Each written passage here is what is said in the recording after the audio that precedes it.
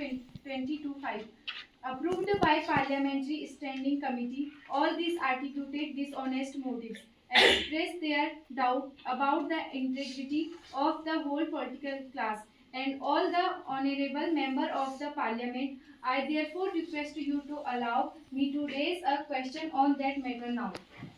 Miss Neelam, have you given a notice of it earlier? I have already given notice of it at 10:15 a.m. today.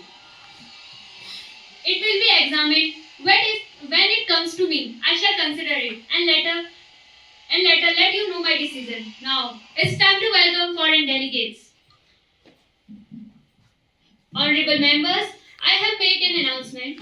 On behalf of honorable members of the House, I have great pleasure in extending our warm welcome to His Excellency Miss Simran, Chairman of the American Parliament, and Miss Mamta, Honorable Member of the Parliament delegation who are visit to India. It is very high-powered delegation who reached Delhi on Saturday, 12 July 2025. They are seated in platform. We wish them a happy and fruitful stay in our country.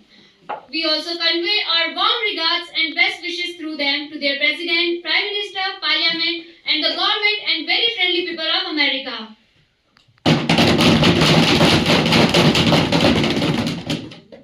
Calling attention motion.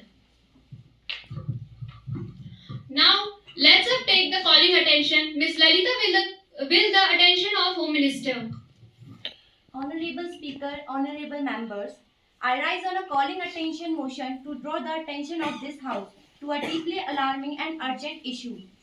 The accelerating threat of global warming in India and more specifically in Uttarakhand. We often speak of climate change as a future danger, but for the state of Uttarakhand, it is the current catastrophe.